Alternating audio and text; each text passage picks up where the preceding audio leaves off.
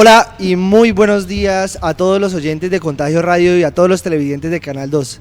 Le damos la bienvenida a este día tan especial, a este noticiero, a este informativo tan especial que vamos a hacer el día de hoy, conmemorando un año del paro nacional.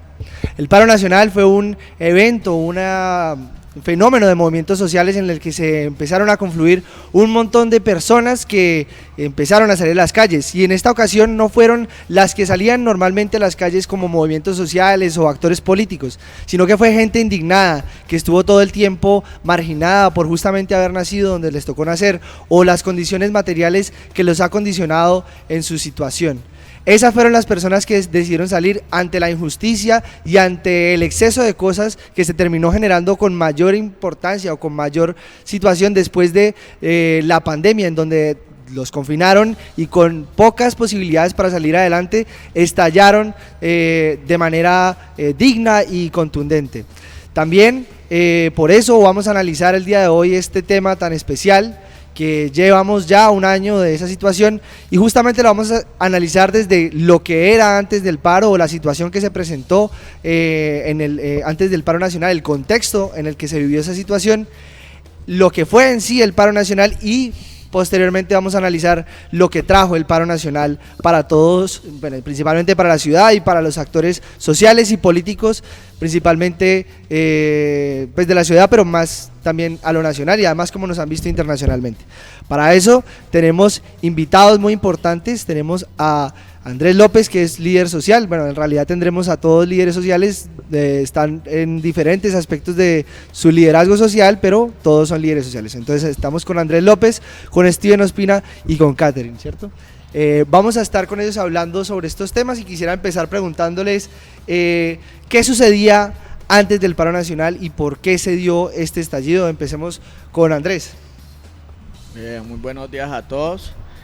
Pues antes del paro nacional, pues yo creo que estábamos como con una venda en los ojos, mucha gente, no mencionábamos lo que estaba sucediendo acá en el territorio. Por ejemplo, personalmente hablo de la Comuna 20, donde hay muchos procesos que son muy buenos y en su momento pues no se estaban viendo, no se estaban visibilizando como debe ser. No se estaba sacando el potencial que hay en la Comuna 20, y tampoco se estaba visibilizando las problemáticas que hay en la Comuna 20, como la falta de colegios, de escuelas, como la falta de salud allá, porque no hay IPS, pero no están con los doctores, o mantiene vacía, mejor dicho, y pues todas las problemáticas que se viven en la comuna por falta de educación y falta de alimentos también, y de trabajo, que es lo que más se ve allá.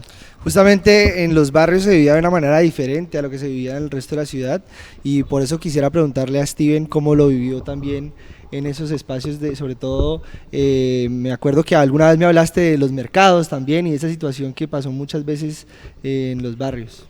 Sí, pues previo al estallido social, creo que un suceso relevante fue la pandemia, pero más allá de la pandemia es que la gente se dio cuenta que la nevera no miente, y es por eso que Colombia es el país más desigual casi uno de los más desiguales del mundo.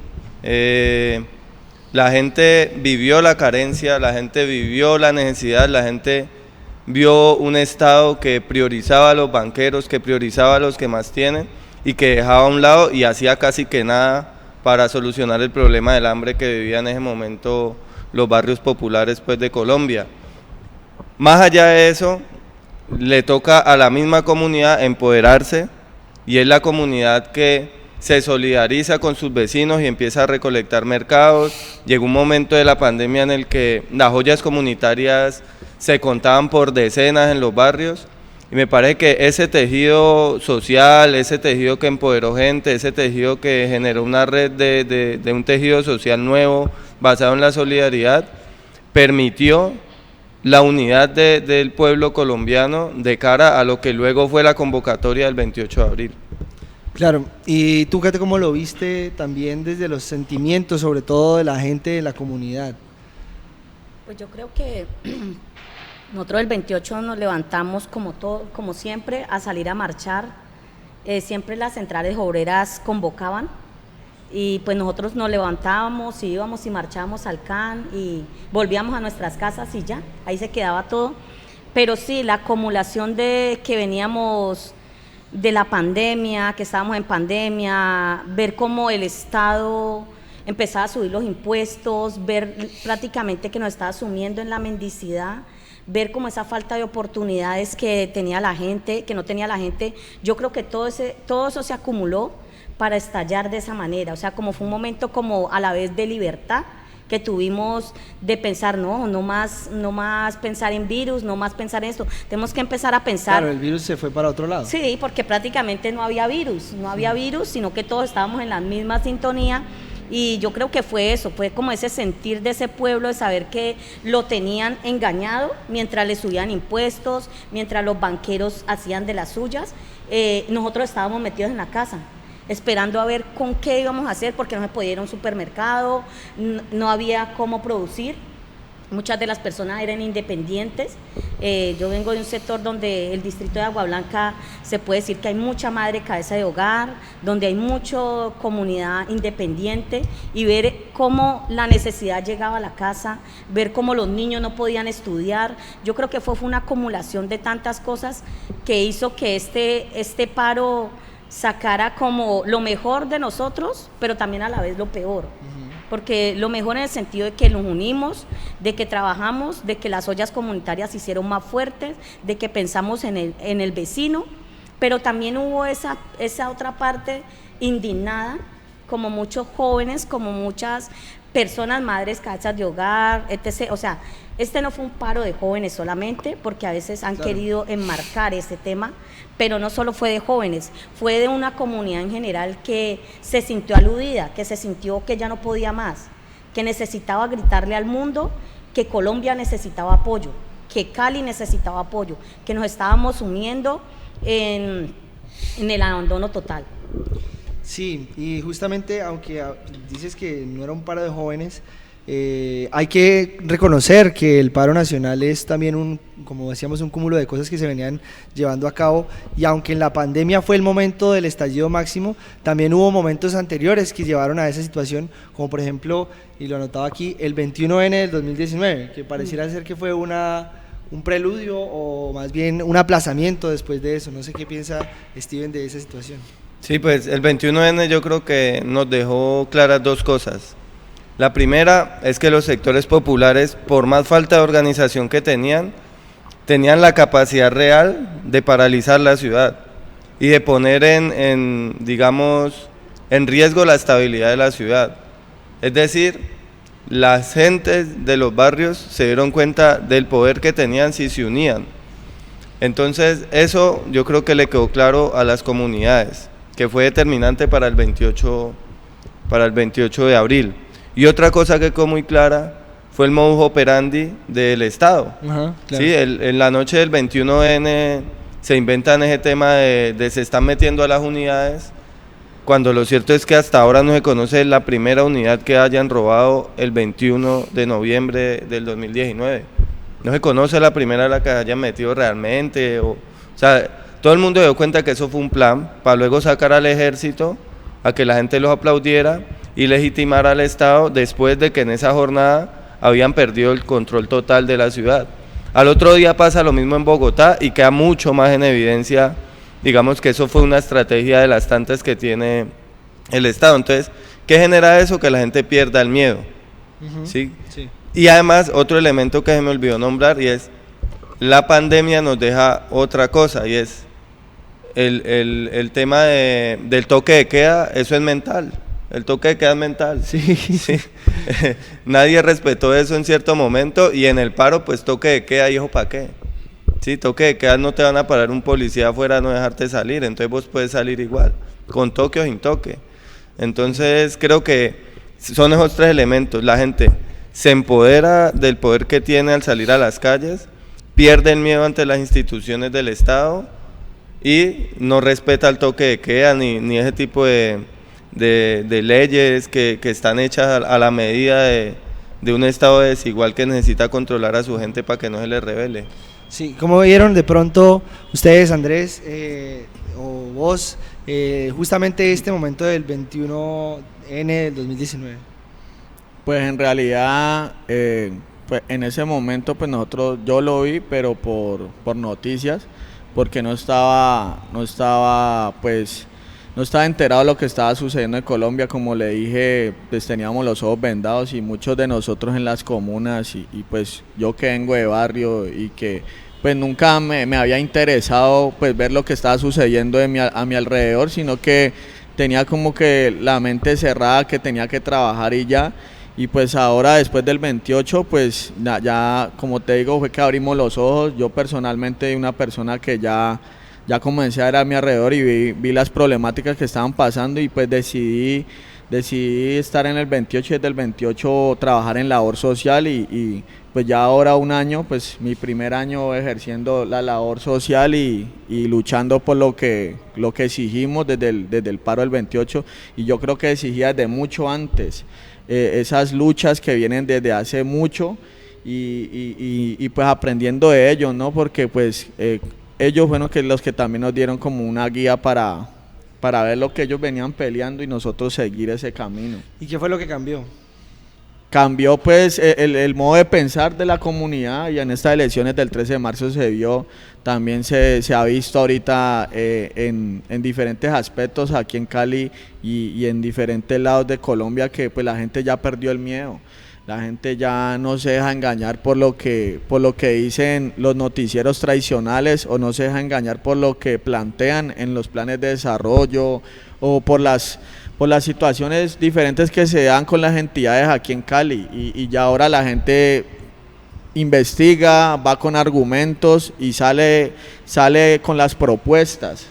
Ya es algo que usted ya no ve que ellos dicen no hagan, háganos esto acá y ya, no, ellos van con la propuesta y con los proyectos y hablan de poderlo realizar y de cómo se puede hacer, y así es que debe ser. Entonces yo creo que eso cambió, y yo creo que cambió mucho para bien, y que ahora pues las personas que quieran elegirse políticamente saben que la van a tener más difícil, y no como antes que solo ponían una valla y se ponían a hablar mal del otro. No, eso ya cambió, eso es con propuestas ya. Una valla o más de 25, ¿no? O más de 25. Quería preguntarte a ti, Kate, ¿cómo lo viste tú? Sobre todo justamente esa pregunta, ¿qué cambió del 2019 al 2021? Aunque ya lo hemos seguido hablando un poco, para que la gente que antes no estaba politizada como Andrés, no sé si tú también estabas en esa situación, decidiera salir, porque antes salían los mismos de siempre, pero esta vez salieron mucha gente. No, pues yo sí he sido pues de siempre, desde los 15 años he liderado procesos sociales y me gusta pelear en contra del Estado, me gusta como que no voy así como de línea correcta de que lo que diga el Estado eso es, no. Siempre he ido en contra de eso y peleo por los derechos de cada comunidad, porque pienso que muchas veces hay muchos atropellos y que la comunidad no despierta. Realmente, yo creo que para personas como yo que siempre han estado en esta lucha, que siempre han querido hacer cambios, el 28 significó algo muy grande. Saber que la gente despertó, saber que la gente ya no se deja meter los dedos a la boca, como dice Andrés, ya investiga, ya no se creen cuentos. Creo que sí, esos cambios los estamos viendo y realmente es emocionante y nos permite soñar, porque realmente a veces cuando nos acostumbramos al día a día, a lo que el Estado diga, a lo que el mundo diga, no nos permitimos soñar. Y eso es lo que tenemos que hacer. En Cali tenemos que aprender a soñar con un mejor futuro, con ver nuestros niños, nuestros jóvenes, poder desarrollarse libremente, poder manifestarnos libremente, poder decir, no nos parece que esto sea así, poder opinar y hacer cambios en nuestra ciudad. Y yo creo que si hubieron muchos cambios, hoy Cali es una ciudad de oportunidades. Hoy Cali está progresando en oportunidades. Yo creo que Cali estamos viendo que tal vez no sale por los noticieros, no sale por muchas cosas, pero sí hemos visto los cambios, vemos como los jóvenes están siendo incluidos, como las personas de la tercera edad, muchos cambios que se está generando desde la administración, pero también desde los jóvenes están habiendo nuevas expectativas.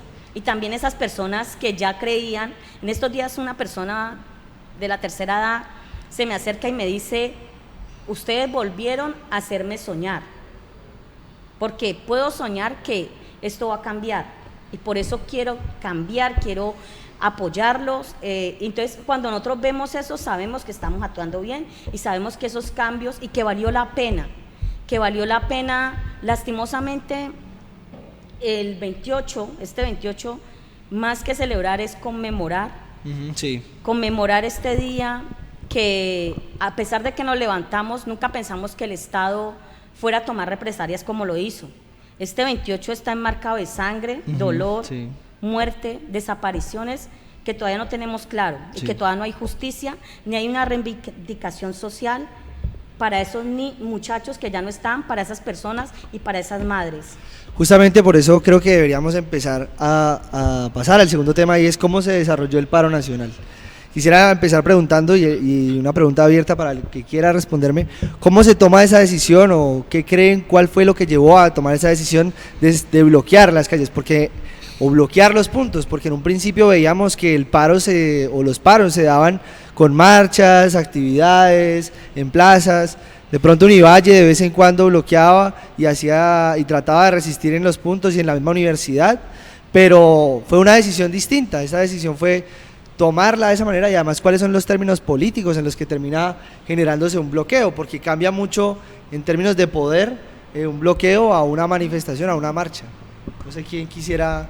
Sí, pues ¿Steven? lo primero es que el Comité Nacional de Paro convoca el 28N algo que se le llama el Plan Avispa, Sí. que era generar plantones en diferentes puntos de la ciudad, que me pareció acertado.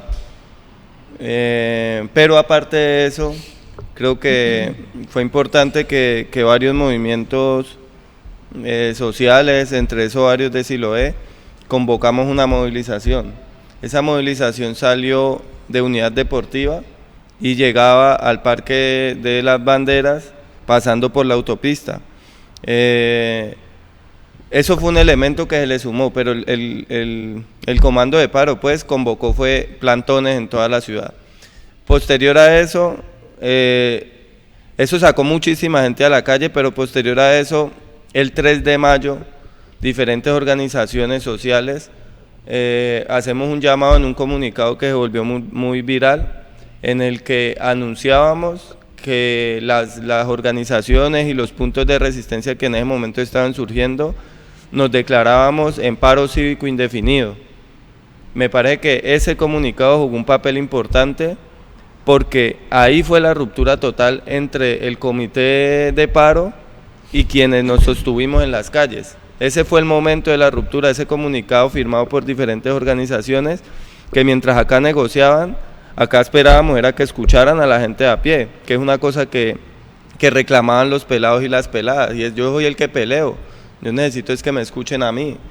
Y eso fue determinante, ese comunicado que sale anunciando que los diferentes puntos de resistencia se declaran en paro indefinido, en paro cívico indefinido. Y yo creo que eso es fundamental también, la ruptura y la diferenciación entre centrales obreras y gente que se está movilizando en las calles. No sé, ¿quisieras, Kate?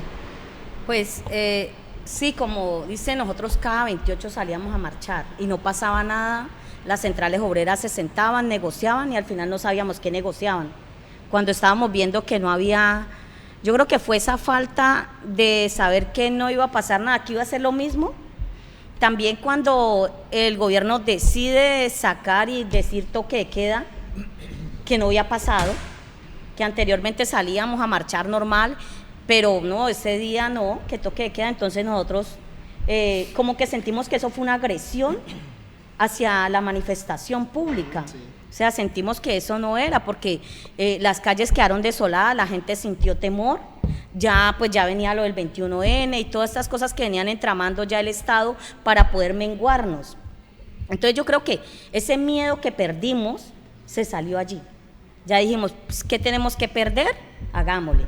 Y también pues, lo digo desde mi punto de resistencia, nosotros decidimos que se bloqueara porque realmente en el momento hubo mucho vandalismo.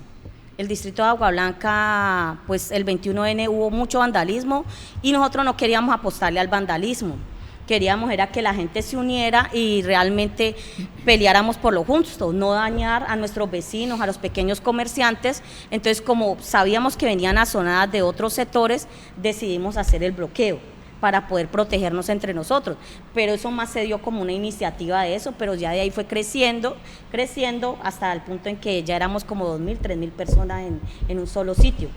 Sí, muy importante eso, que además se terminaron uniendo no solamente al calor del paro, sino al calor de la olla también, el calor de la comida, en ese sentido. Andrés, ¿cómo lo viste tú? ¿Cómo fue esa decisión de bajar y bloquear? Yo creo que son diferentes perspectivas de cómo se vivió, ¿no? Que las organizaciones estaban haciendo pues lo que venían haciendo ellos hace tiempo, llamando a las marchas, con comunicados, pero yo creo que la mayoría de gente lo hizo también y decidió unirse a los puntos de resistencia fue porque los primeros días de marcha el primer día llegamos a la alcaldía y lo que hicieron fue recibirnos con gases y sin nosotros ni siquiera haber hecho nada. Sí. Yo me acuerdo tanto que había una señora que estaba vendiendo chuzos ahí y el man del ESMAD disparó a quemarropa a la gente y la señora vendiendo chuzos ahí. Yo me acuerdo que nosotros con otros muchachos lo que hicimos fue coger el coso de carbón donde hace los chuzos calientes y la corrimos y la llevamos a ella ahí, intentábamos sacar a las señoras porque venían niños y señoras. Entonces yo me acuerdo que yo estaba en realidad tomando fotos y viendo pues sobre la protesta y todo eso, y cuando nosotros vimos eso, nosotros comenzamos a gritarle que pararan, que quedaran quietos, que por qué. Pararon un momentico, cuando la gente se volvió a arrimar, lo que hicieron fue volvernos a quemar y nos corretearon por el puente. Entonces yo creo que eso fue la rabia, porque yo ahí vi mucha rabia en la gente, como que bueno, ¿por qué nos queman el gas así y a quemarropa si nosotros estamos protestando y tenemos el derecho y no estamos haciendo nada, no había pasado nada de vandalismo? Entonces de ahí fue donde el ESMAD comenzó a corrernos, ahí fue donde lo que pasó todo en el centro, que comenzaron a abrir los locales, inclusive lo que abrieron los locales fueron personas de habitantes de calle que viven en el Sucre, porque yo tomé fotos y todo, y la policía estaba parada ahí viendo lo que pasaba, inclusive la misma gente alrededor de la gobernación se hicieron y comenzaron a ver, los que estaban robando le quitaban las cosas y comenzaron a ordenar todo ahí en el coso ese de Movistar. Pero cuando vino el ESMAD, lo que hizo fue quemarle a la multitud otra vez gas y ahí empeoró todo. Bueno, ese día pasó así, salimos para las casas y se hicieron lo que hicieron, se formó una trifulca ahí.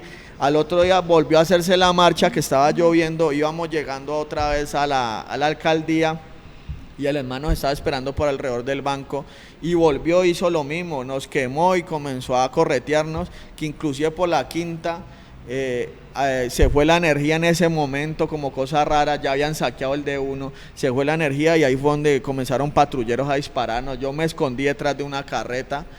Entonces ahí fue donde pues lo que yo pensé fue, yo me fui para el barrio y yo me fui indignado, porque yo dije, ¿y esto qué es? Eso era una cosa de locos y pues yo nunca había vivido eso, y entonces muchos comenzamos a pensar en eso, y pues yo tengo amigos del barrio que nunca habíamos estado en nada político ni en nada social. Y ahí fue donde comenzamos como que bueno, ¿y esto qué pasó? Y ahí fue donde hicieron un llamado que subiéramos a la circunvalar, y pues también nosotros íbamos a irnos para la loma, pero ahí fue donde dijimos, quedémonos acá porque allá nos pueden matar, quedémonos donde nosotros conocemos y conocemos la gente de nosotros, y pues si se van a meter acá con nosotros, pues acá ya respondemos. ¿Sí?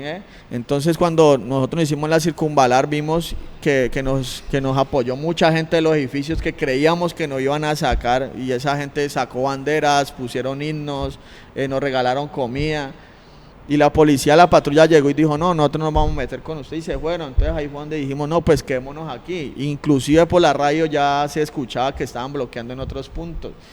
Y los otros puntos, usted puede ver, eran los sectores más populares y los que más nos discriminan, por decirlo así. Entonces ahí fue donde, bueno, nosotros también somos de barrio y los pelados estaban allá parados, pues entonces también nosotros tenemos que parar. y esa fue la decisión que se tomó con muchos compañeros y desde ese día nunca nos movimos de ahí. Inclusive se nos hizo raro porque cuando bajamos al sector de la nave, nosotros los de Vélez no podían pasar para el sector de la nave ni el hueco. Y salieron pues los pelados del hueco encapuchados y nosotros también. En un momento a otro estábamos recogiendo nosotros una roca para ponerla ahí, parando a la gente y hablándole a la gente que nosotros no íbamos a dejar que vandalizaran el sector, más bien íbamos a hacer la protesta y nos íbamos a reunir ahí. Y los comerciantes nos apoyaron. Entonces eso fue algo como que despertó a todo el mundo, porque ver la violencia como nos trataron, sabiendo que nosotros como el Claro, pueblo, o sea, nosotros los pusimos allá.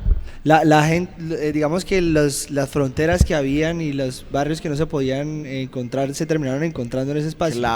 Claro, nosotros hoy en día la frontera que había durante años de Belén y el sector del hueco ya no está. Inclusive los pelados que están haciendo la labor social del hueco, son un montón de pelados que han vivido lo mismo que yo, que lo que hemos vivido mucho en la Comuna 20, que ha sido la guerra, porque la hemos vivido internamente con las fronteras invisibles y a la vez una guerra que no sirve para nada. Y ahora lo más bonito del paro que surgió fue que sacaron la frontera y estamos trabajando para el barrio. Entonces eso fue lo más significativo, que crearon esos lazos de comunidad. Sí, y quisiera también que habláramos justamente de la diferencia entre lo que fueron los bloqueos y lo que fueron también las marchas, porque al mismo tiempo que se hacían los bloqueos, se hacían las marchas. ¿Cuál es la diferencia de implicaciones políticas, no? Steven, ¿qué piensas? Pues pilla, eso que narraba Andrés fue el 3 de mayo, que pasaron varias cosas. Uno es que nosotros convocamos una velatón en memoria del recién asesinado Nicolás, que había sido asesinado el 2 de mayo, y ese día nosotros hacemos el llamado para salir a bloquear la avenida de los Cerros, porque tenía muy reprimidos varios puntos, que era Sameco, Paso del Aguante, PR, y nosotros dijimos, bueno, y quieren pelear, pues vamos a ver cómo son vueltas, a ver si se meten acá. Entonces sale el punto de bloqueo en el sector La Nave, y en la noche, desde horas de la tarde, en la glorieta de Siloé se empieza el bloqueo, esperando la velatón que se iba a realizar. Ese día sucede la masacre del 3 de mayo, lo que nosotros llamamos como Operación Zapateiro, que nos dejó un saldo de 3 asesinados y decenas de heridos. Y en ese sentido creo que las movilizaciones servían para darle aire a los puntos de resistencia hasta en cierto punto, porque todo el mundo ahí concentrado.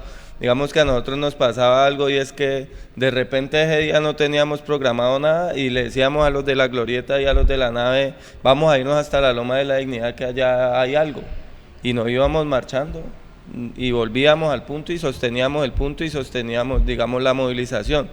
Luego que sale la masacre, Siloé empieza a convertirse, digamos, en un punto que tenía capacidad de movilizarse y sacar marchas sola. Entonces sacábamos marchas a los barrios de alrededor para hacerle pedagogía a la gente y decirle quiénes éramos los que estábamos bloqueando, por qué estábamos bloqueando y quiénes eran los que estaban haciendo los daños. Entonces creo que eso fue el tema de las movilizaciones, fue para darle un respiro a los pelados en los puntos de resistencia y para hacer pedagogía, que era algo fundamental para sostener el paro.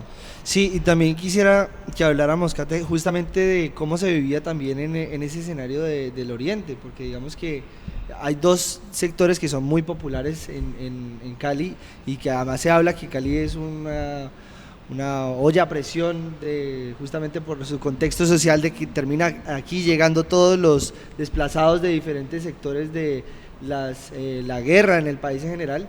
¿Cómo se vivía en el Oriente y cómo fue también esa situación allí? Y por ejemplo las movilizaciones, porque también llegaban mucho a PR o salían de PR. Yo me acuerdo mucho porque estaba en Univalle, llegaban de PR a Univalle, o de Univalle salían a PR. Sí, pues básicamente muchos convergíamos en un punto de resistencia, pero nos movilizábamos hacia otros puntos, de eventos, pues como unirnos más, pero cuando empiezan los ataques en contra de algunos puntos que sabemos, o sea, los ataques, ya hubo un momento en que no eran de noche, sino también de día.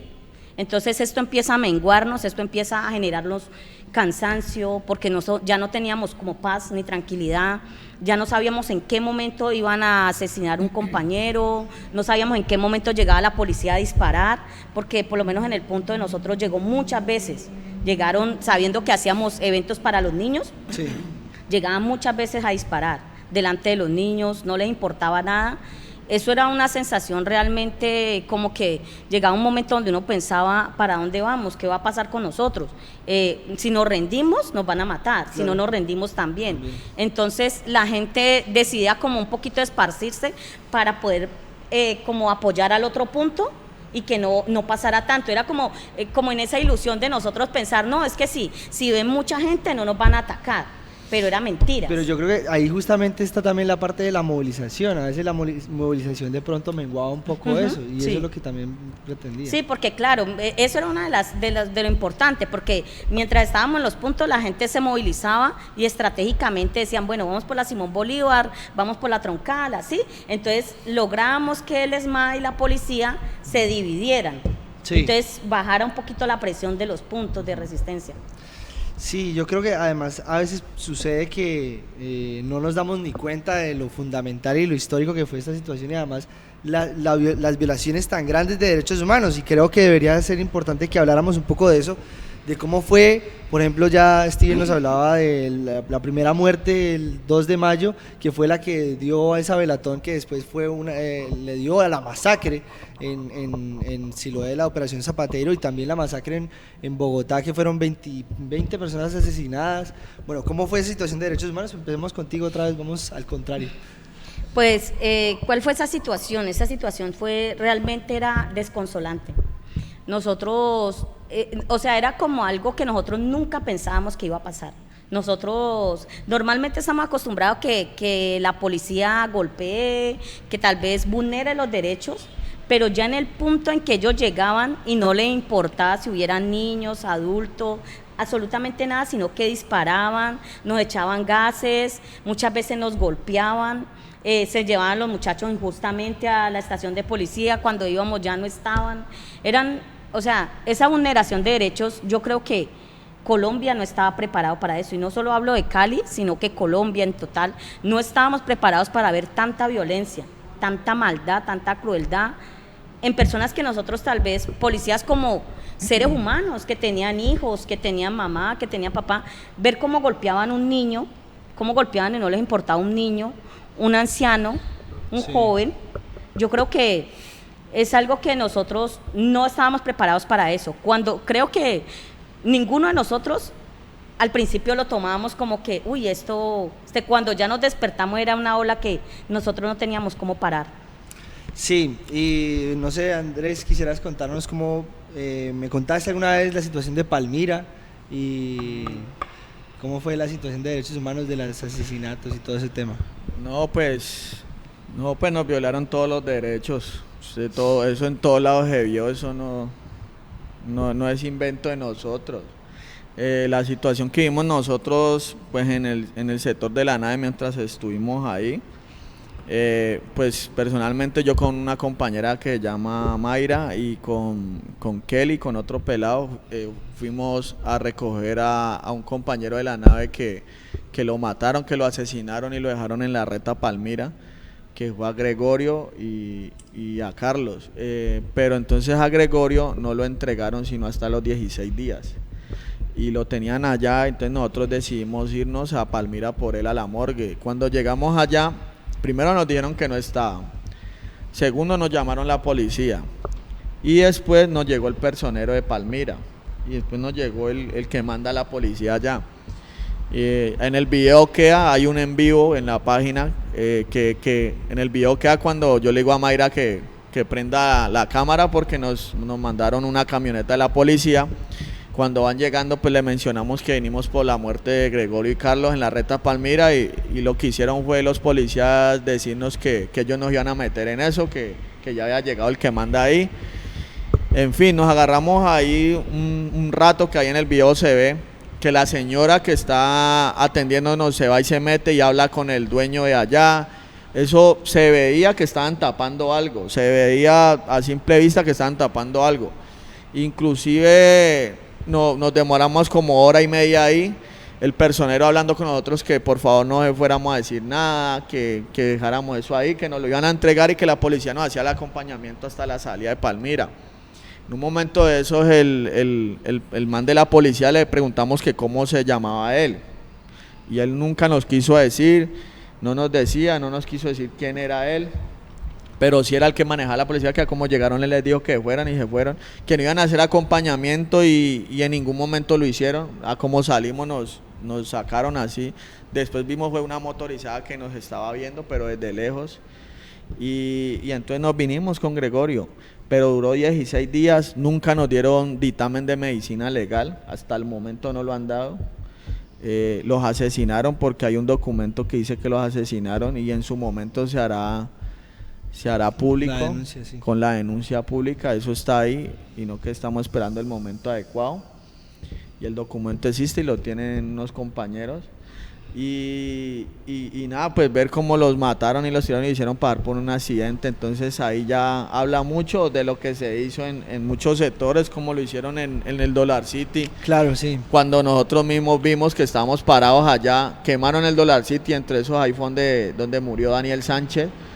Y yo me acuerdo tanto que nosotros preguntábamos cómo se va a estar quemando el Dollar City si nosotros ese día nos dieron bala y nos corretearon hasta el barrio y estábamos dentro del barrio y los que estaban parados alrededor del Dollar City era mera policía. ¿Cómo va a pasar que alguien llegue y se les meta hasta allá y bueno, lo quemaron? O si hubiera estado el punto de bloqueo ahí, pero en ese tiempo el punto de bloqueo se levantaba a las 7 de la noche para evitar las muertes de noche. Pero ese día nos corretearon, quemaron el Dollar City, saquearon el ERPO que estaba ese día ahí. Yo me acuerdo tanto que los que estaban saqueando el ERPO eran carros, en carros venían y los saqueaban y no era la gente del barrio. Y los que estábamos bloqueando o los que estábamos en el punto de resistencia lo que hicimos fue grabar y hablar de lo que estaba pasando. Y no nos prestaron atención, no dejaron entrar a los bomberos a pagar, dejaron que se quemara el Dollar City toda la noche. Y la policía era los que estaban al lado. Y si ustedes pueden ver, la policía son los que quedan conectados con Dollar City por la parte de atrás en la estación del Cali 20.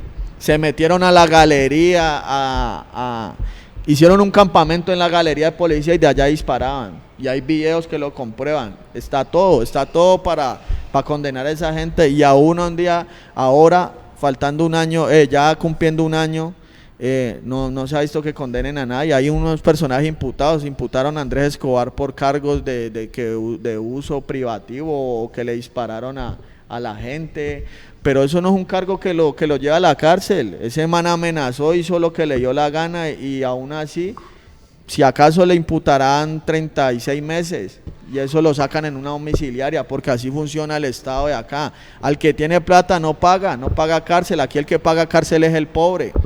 Se roban miles de millones y salen en domiciliaria.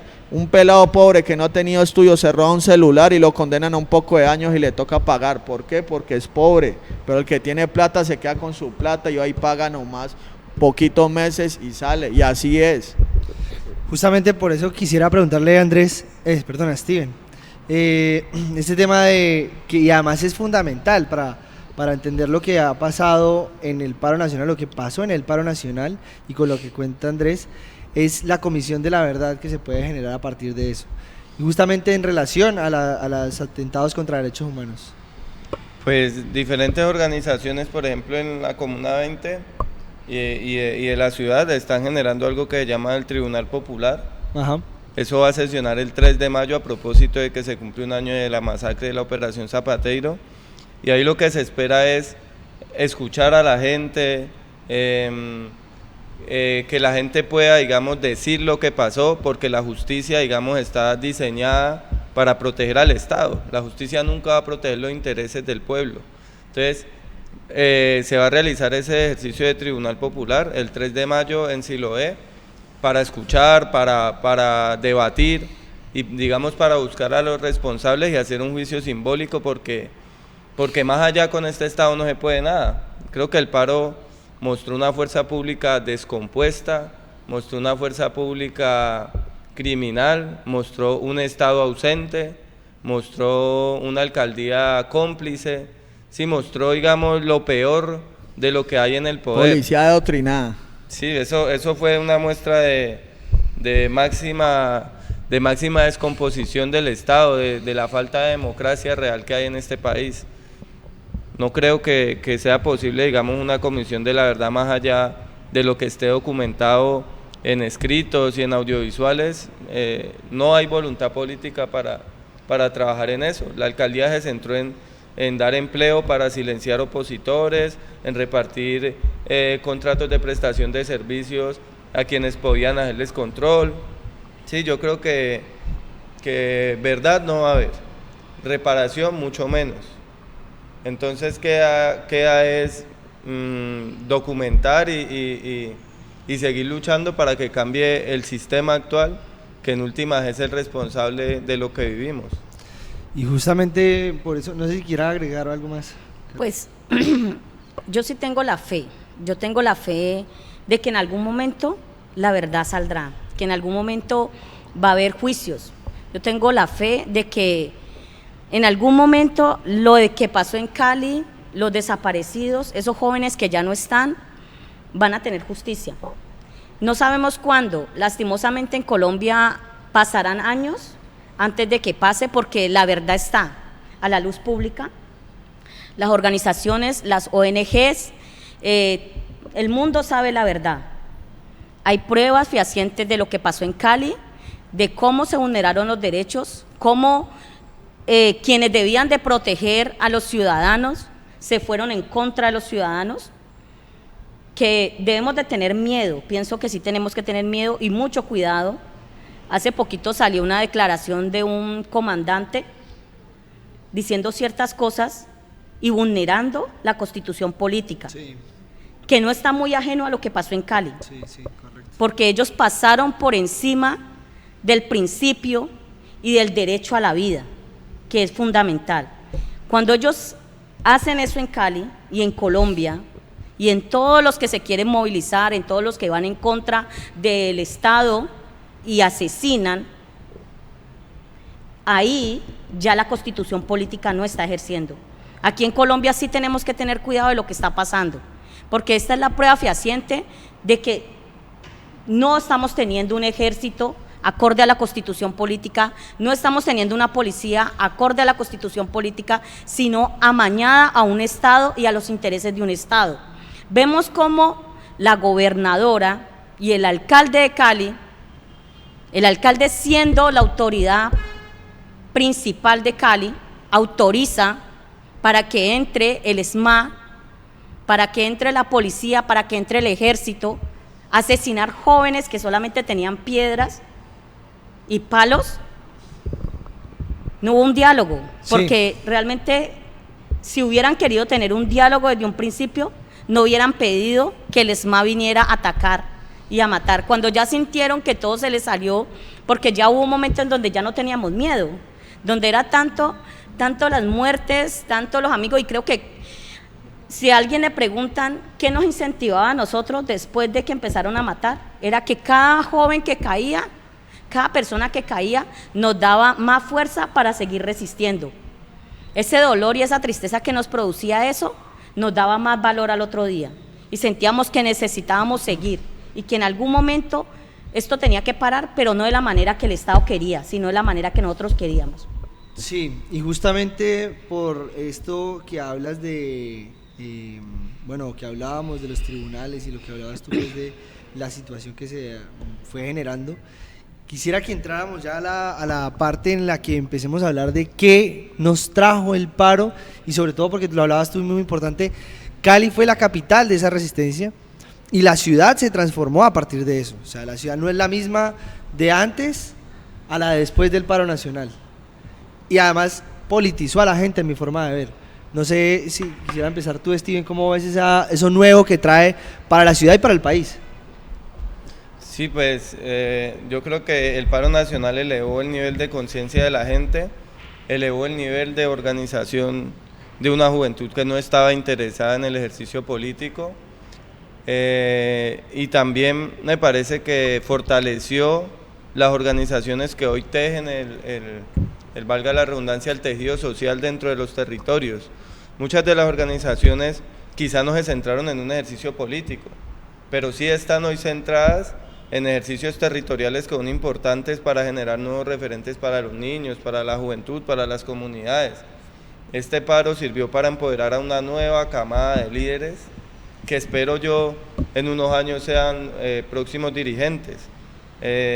Ahora queda fortalecer más la formación política para que esos nuevos dirigentes no vayan a estar al servicio de intereses individuales, al servicio de intereses partidarios, sino a intereses de su gente, de la gente, de su barrio, de su cuadra por la que salieron a pelear. El paro permitió eso básicamente, elevar el nivel de organización, de conciencia, de politización de una comunidad que estaba resignada a que nada va a cambiar, ¿sí? Y les dimos, digamos, una lección de dignidad en la calle y logramos traducir esa lección de dignidad en la calle a una lección de dignidad en las urnas, logrando unas grandes mayorías, digamos, en el Congreso de la República, y esperamos nosotros en las próximas elecciones presidenciales. Kate, ¿cómo lo ves tú? Pues sí, yo veo que hay unos cambios brutales, realmente veo cómo la comunidad se ha empoderado, veo esos procesos barriales que crecen, que ya no están esperando a que el Estado haga algo, sino por el contrario, que cada día se unen para hacer la minga social. La minga social, esa minga que permite unir a las comunidades en un proyecto de ciudad, de territorio.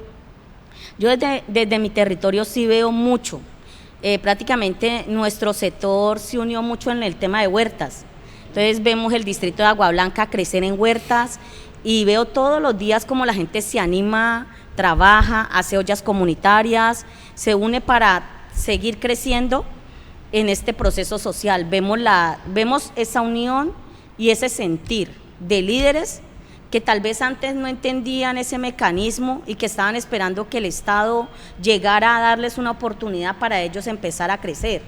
Hoy no, hoy veo que ellos proponen, ellos hacen y el Estado después llega y mira qué están haciendo, y pues hay cosas que se están dando, hay mecanismos que están cambiando y de participación.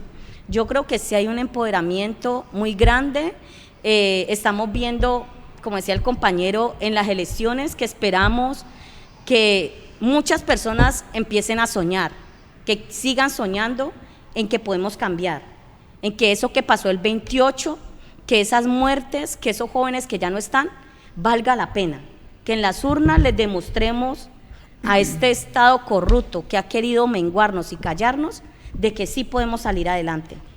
¿Cómo ha cambiado, Andrés, el país, la ciudad de Cali con este paro nacional? No, pues yo creo que otra vez lo digo, se vio reflejado el 13 de marzo. El 13 de marzo se vio reflejado como la comunidad votó en contra de esas estructuras políticas, que inclusive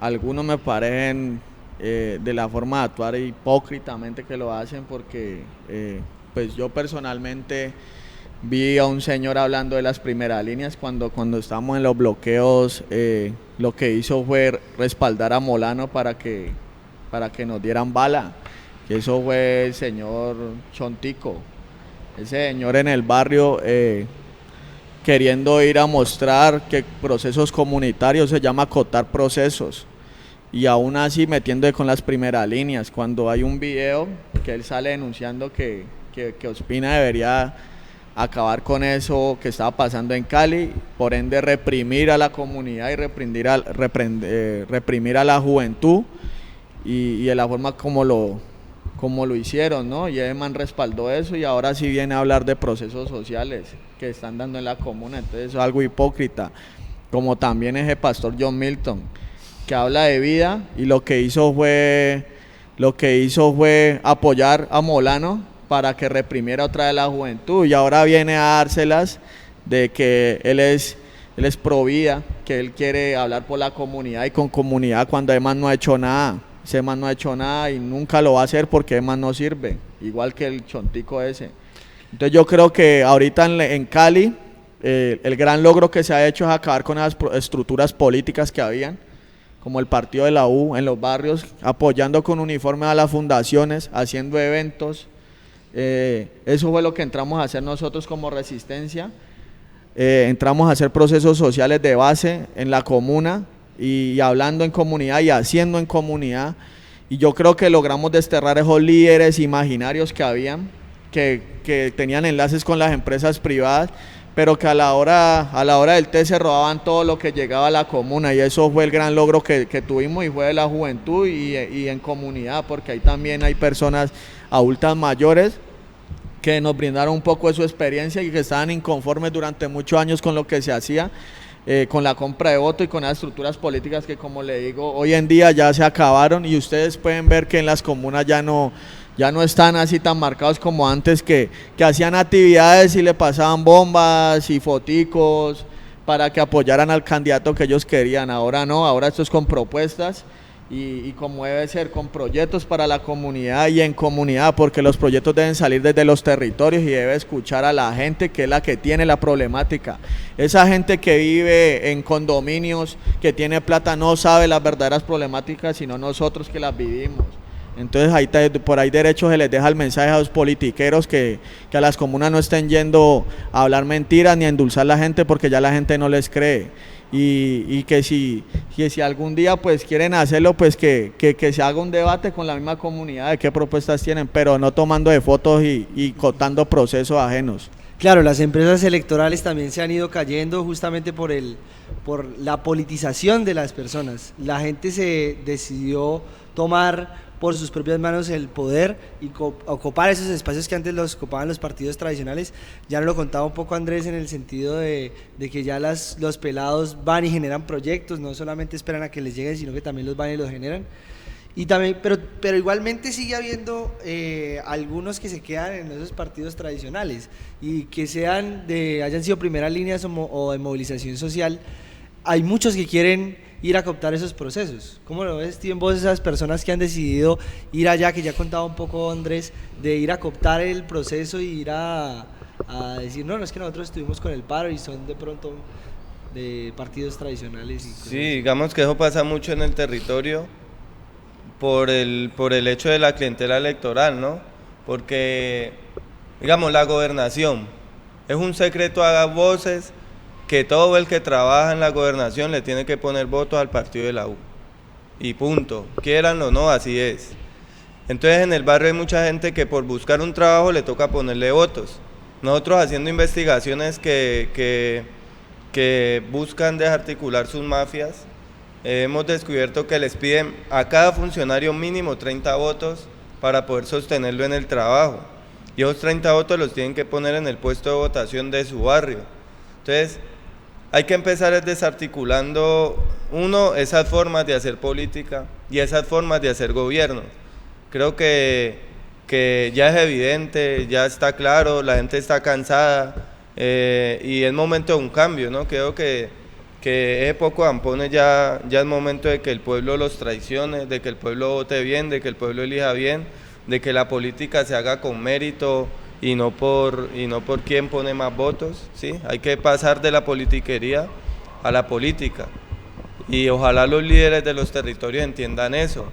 Sí, mucha gente pues vive con la necesidad, y uno lo entiende porque la nevera no miente, pero creo que es un momento de cambio, hay que aprovecharlo, y esperamos poder generar también unas reformas electorales importantes que acaben con esas mafias, que se estabilice la institucionalidad en el país, y que la Procuraduría sirva para garantizar que no se haga política con los recursos públicos como se hacen hoy.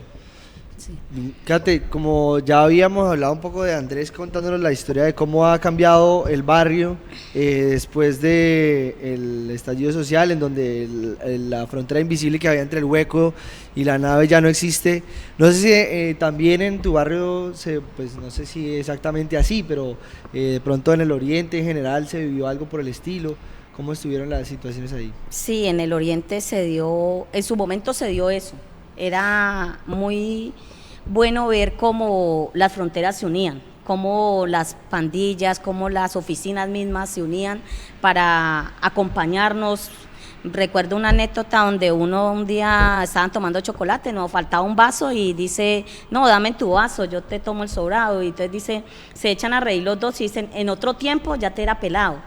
Me dicen así, entonces se echan a reír. Entonces eso fue un momento donde nosotros pensamos, nos unimos en una sola voz, en un solo pensamiento. Lastimosamente, esa unión se ha ido acabando, se ha ido dispersando, se ha ido volviendo a las dinámicas que anteriormente eran, que no era lo lógico era que siguiéramos unidos, que pudiéramos poder pasar de un lugar a otro, que no hubieran esas fronteras. Ahorita a través de otros mecanismos estamos tratando, a través de procesos sociales estamos tratando de unir otra vez esas fronteras que antes, ahorita estamos tratando de hacerlo. Es difícil, muy difícil, porque el microtráfico hace que se generen esos problemas, que esa guerra entre quién vende más genera estos problemas. Pero quería anexar algo que de lo del político. Cuando el distrito de Agua Blanca lastimosamente ha sido un sector muy utilizado por los politiqueros, muy utilizado para comprar votos, se venden por un tamal, por un calao, porque la necesidad es grande. Nosotros en el distrito de Agua Blanca hemos utilizado un lema que le decimos a la gente: coja, coma y no copie. El día de ayer llegó el señor Fico con la gobernadora ofreciendo, porque no llegó la gente porque quiso. El distrito de Agua Blanca no apoya a Fico, estoy más que segura. Me recorro el territorio: Potrero, Písamo, Manuela, Puertas del Sol, Comuna 1321, y no apoyan, el distrito de Agua Blanca no apoya a Fico, estoy más que segura que no lo apoya. Se vieron en las elecciones, salieron a votar masivamente y votaron por Petro. Entonces vemos estos cambios, pero sí hubo ayer una dádivas, estaban ofreciendo plata, estaban ofreciendo mercados, estaban ofreciendo rifas con televisores, porque ellos no están haciendo una campaña de propuesta, sino de seguir pensando en la mendicidad del pueblo. Y yo hoy aprovecho este medio para decirle al distrito de Agua Blanca: coja, coma y no copie. Ellos son los corruptos, ellos son los que están llevando al territorio. La gente puede ir, vaya, coma lechona, a costilla de Dilian Francisco Atoro, si quiere gastarse los recursos de el Valle, porque Cali no le invirtió, ella a Cali no le invirtió. Ella no se sentó con nosotros en la mesa a un diálogo, no le ha apostado a Cali. Se llevó para los municipios todo lo que le pertenecía a Cali, porque procesos en Cali no tiene. Listo, no quiere a Cali, no quiere a los corregimientos de Cali, que es lo más triste, porque la gobernación del Valle no le apuesta a Cali. Por eso nosotros no debemos apostarle a ella, no debemos apostarle a nada que tenga que ver con Dilian Francisca Toro, porque la corrupción que ella ha manejado por años, nosotros no podemos seguir cargándola. Es hora de que Colombia, que Cali entienda que no podemos seguir en las mismas, que tenemos que cambiar. Y lo que decía el compañero, lastimosamente muchos líderes cargan los problemas del barrio, cambian las dificultades del barrio, pero tenemos que pensar que si podemos apostarle a cambios, podemos decir que los jóvenes, que las personas empiecen a generar políticas que permitan que la educación, que permita que tener un empleo digno en la alcaldía ya no sea por clientelismo, que se haga por méritos, porque si logramos eso, nosotros habremos hecho un cambio real en nuestra sociedad. Sí, y justamente quisiera saber y que habláramos un poco de eso que se está volviendo a generar de pronto violencia en los territorios, y es porque aunque el paro nacional nos dio muchas cosas muy buenas y nos dejó enseñanzas muy grandes, también no se logró solucionar lo fundamental, porque el gobierno no quiso solucionar lo fundamental y hubo un momento en el que ya la gente no aguantaba más el bloqueo, no aguantaba más la movilización, de tantos golpes, tanta masacre, tantas dificultades. Entonces quisiera que habláramos un poco de qué nos deja y qué se está volviendo a pasar justamente por esas divisiones que se están volviendo a formar en las comunidades. Yo creo que divisiones no, sino que la gente cree en la lucha y cree en lo que puede pasar con el cambio, pero hay que entender que la gente tiene que trabajar. y la gente con hambre no va a estar en una lucha. Personalmente lo digo porque yo me metí a lo labor social y en todo esto, y llevo varios meses que me tocó desistir de trabajar porque quería hacer esto y quería estudiar y seguir en lo que me gusta, y a esto es lo que me quiero dedicar, pero pues no es posible uno seguir una lucha sin tener pues el sustento. Y yo creo que en los barrios ahorita ha vuelto a suceder que pues lastimosamente la necesidad que hay hace que se pierda de vista el objetivo que se tenía desde un principio. Entonces en los barrios se estaba luchando también por eso, por acabar como ese esquema que teníamos, por ejemplo, en los pelados, que anteriormente pues uno se criaba era viendo que el bandido del barrio tenía un moto, su fierro y vivía bien. Entonces usted, por ende, como en los barrios no hay universidades, ni usted aspira a llegar a una universidad, usted lo único que aspira es a hacer, sin desmeritar el trabajo de mucha gente, ser es constructor o trabajar la rusa o trabajar de estucador y aprender un arte, ¿sí me entiende? Pero en realidad usted no piensa en estudiar, y eso es lo que se quiere, esa es la pelea que hay en el barrio, es que la juventud pues ahora está muy motivada a hacerlo, pero si no se hace en el momento, créanme que va a perder el impulso que llevamos. Hay muchos pelados que dicen que quieren hacer labor social, que quieren estudiar, quieren terminar el bachiller, están pensando diferente, pero si nosotros no impulsamos la gente para hacerlo y que en el barrio se vean los cambios en verdad, créanme que va a suceder otra vez como que el mismo sistema de que pues van a formarse muchas pandillas, mucha gente va a llegar a ofrecer trabajo en los barrios de que vea, haceme esta vuelta y tales, y entonces vamos a seguir siendo utilizados por los que tienen dinero y mandan a hacer sus tranzas, aparte porque en realidad la gente que manda pues cosas de microtráfico y todo eso no son la misma gente de los barrios, sino de gente que tiene plata, de gente del mismo gobierno. Entonces tenemos que impulsar eso y hacer que cambie eso y no dejar de vivir, como usted dice. Sí, y quisiera preguntarte, Steven, ¿estamos a tiempo todavía de que evitar esa situación? Pues yo creo que pasa lo mismo que pasó con el acuerdo de paz. Lo que falta es voluntad política. Sí. Y en la medida de que haya voluntad política, pues siempre va a haber tiempo de salvar lo poco que quede. Creo que es posible, hay que hacer el ejercicio y hay que elegir bien, porque es que la gente no ha entendido que por más que se queje, que por más que haga con la mano, al votar mal, borra todo lo que hizo con la mano con el codo. Entonces, si no elegimos bien, podemos lograr los acuerdos que queramos. Sí, lo que dicen los que van a mesas de negociación, el gobierno no le niega nunca un acuerdo a nadie, ¿sí?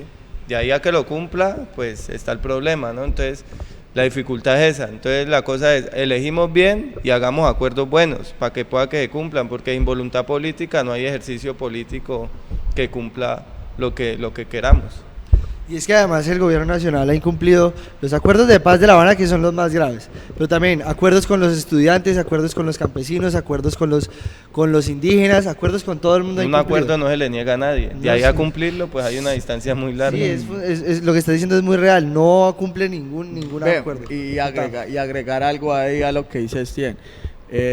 Pues es que es visible, la gente tiene que entender y comprender el momento histórico en el que estamos. Usted se pone a ver las propuestas de Fico, son las mismas que tenía Duque hace 4 años. Inclusive, un man de esos que habla de hacer con comunidad y nunca se ha pronunciado comunidad, o vaya a ver qué procesos tiene, o vaya a ver si ha denunciado a alguien, o vaya a ver qué nexos tiene con gente que tiene dinero. El que tiene dinero, ojalá para el que tiene dinero, man. Es que es visible y es ver que nosotros con ese man no vamos a llegar a nada. Ese man es la viva imagen del Matarife, de Uribe. El man lo está posicionando porque quieren que el hombre quede para seguir beneficiándose de las mismas personas de siempre que tienen jodido este país. Es que la gente tiene que entender, una persona que no apoya el estallido social, que salimos con propuestas, que salimos a a hablar por lo que nosotros necesitábamos y exigimos. Y no solamente fueron las primeras líneas ni nosotros tres, fue una cantidad de gente que salió en toda Colombia y delegitiman eso. Entonces, una persona que no hace caso ni escucha a lo que está hablando el pueblo, pero después sí viene y sale y dice, no, que elíjame porque yo voy a ser el que va a escuchar, y eso es mentira, mano. En el desayuno se ve lo que viene para la comida. Y ahí está visible. Y lo más gracioso es que vive diciendo, no, es que yo soy el candidato del cambio. ¿Cuál es el cambio que se espera entonces bueno, puede ser de mal a peor también, ¿no? También. Eso también puede ser interesante. Bueno, quisiera que diéramos una perspectiva final de cómo ven ustedes el panorama general de lo que fue el paro y de lo que es ahora la situación, y una recomendación para la gente que conmemora y celebra, pues podríamos conmemorar este día más bien. No sé si arrancamos contigo. Pues vemos que logramos muchas cosas y pues sigo resaltando y diciendo, no es una celebración, es una conmemoración, y que como tal debemos de hacerlo con altura, hacemos un llamado como a la cordura, a no dejarse provocar. Sabemos que en estos momentos es muy importante para Colombia, para Cali, para cualquier territorio, el tema de las elecciones. Por eso no hemos convocado a marchas ni nada de eso, porque hemos decidido conmemorar este día de formas diferentes. ¿Para qué? Para no darle la oportunidad al uribismo y a todos aquellos que quieren de hacer de Colombia, volverlo, como dice vulgarmente, un mierdero. Nosotros no queremos eso. Queremos es que Colombia construya en medio de las diferencias. Queremos que Colombia avance.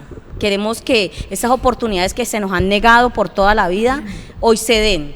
Entonces, eso lo podemos hacer en medio de la paz, en medio de pensar sensatamente.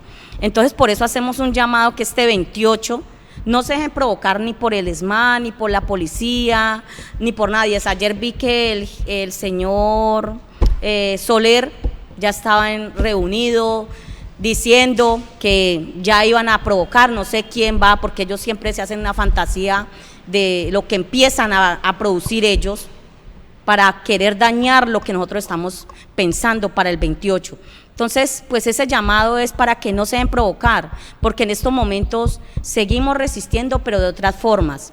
También un llamado para las entidades, porque seguimos en peligro. O sea, en estos momentos nos están cazando, en estos momentos tenemos compañeros desaparecidos, que están desaparecidos, tenemos personas que están siendo judicializadas.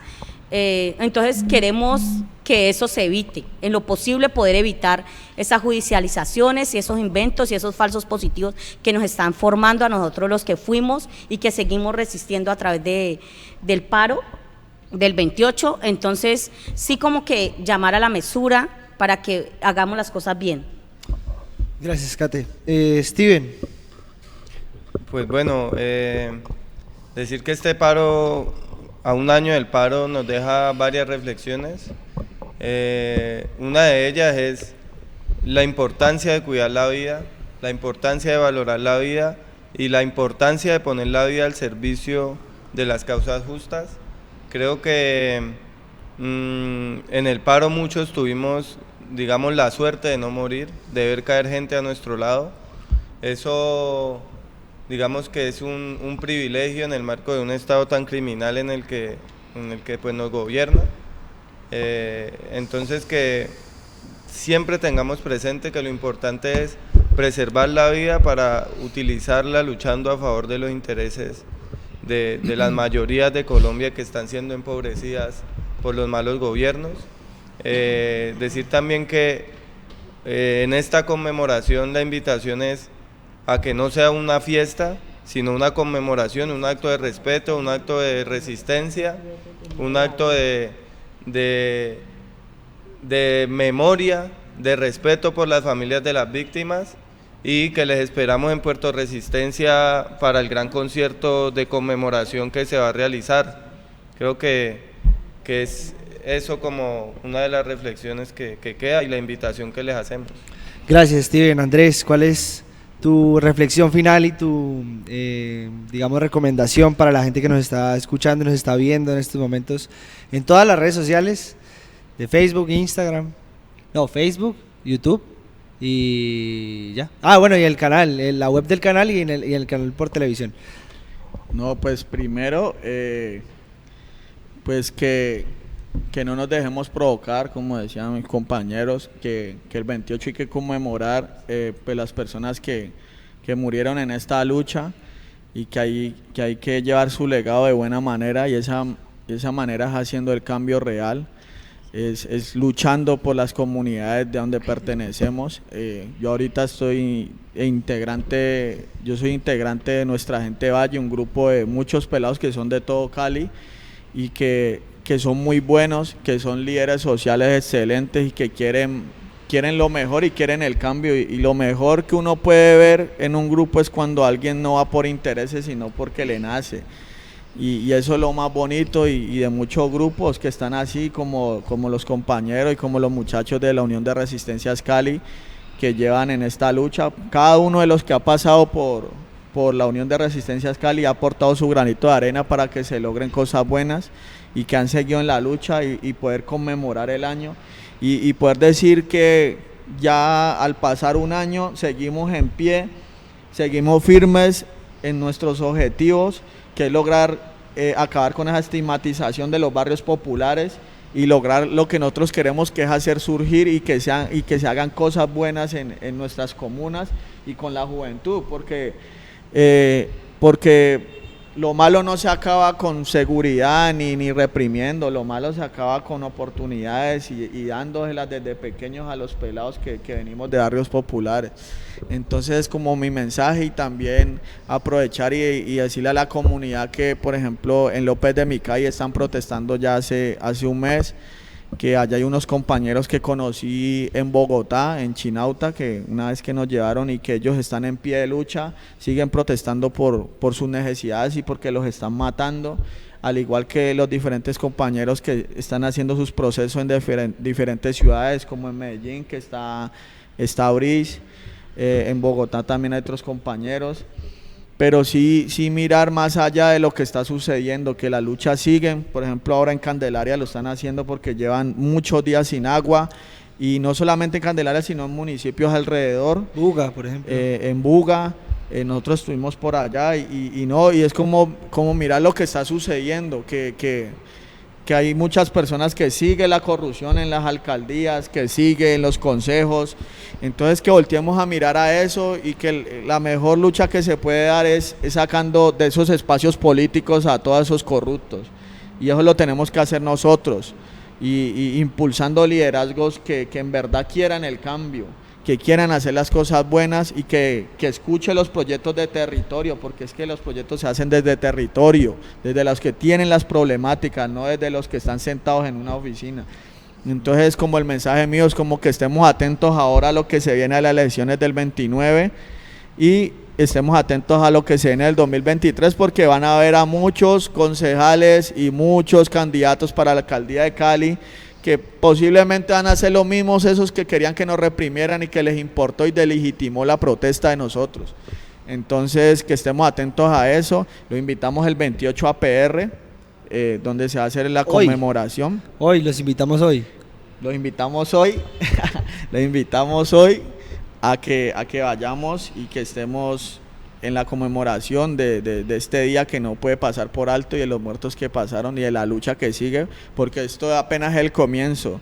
Esto apenas es el comienzo de la lucha que tenemos que dar, y tenemos que darla fuerte para que se vea un cambio real. Hoy desde las 10 de la mañana va a estar en PR el evento. Muchas gracias, Andrés. Quisiera ya pues dar mi comentario final de este programa que hemos tenido el día de hoy, que ha sido una conmemoración del año del paro nacional, o de hace un año ya del paro nacional, que fue un paro que terminó transformando la vida de la ciudad, terminó partiendo en dos su historia, y solamente es comparable con otros momentos históricos del país que han transformado en un antes y un después. Quisiera decirle a toda la gente que se mantiene en lucha, como por ejemplo la gente de Candelaria, y que sigue resistiendo por sus derechos que no han sido no han sido zarcidos, no han sido solucionados en estos momentos, que es hacer una labor fundamental en cuestión de dignidad. Y por eso también llamo a la gente a que elija, y ya lo han dicho aquí los compañeros de mesa, elija de manera correcta este próximo 29 de mayo por una candidatura que en realidad busque las transformaciones que se necesitan en el país, y que no coman de cuento, a los partidos y a los movimientos tradicionales que siempre han hecho lo mismo y pretenden continuar haciendo lo mismo, y que con eso cambie algo que en realidad nunca ha cambiado.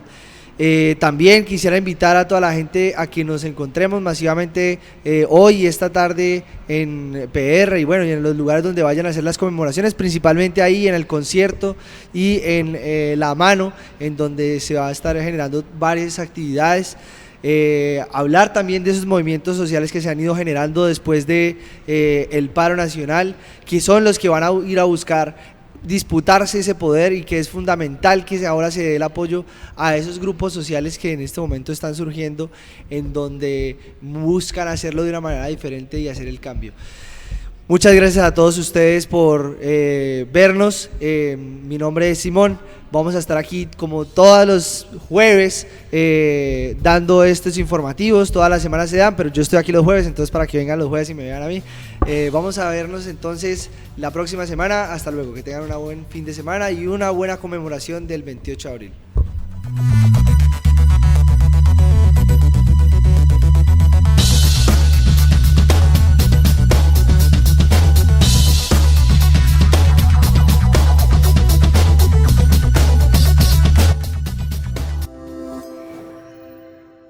Corporación Cívica Daniel Guilar Secán. Formamos y producimos por Colombia.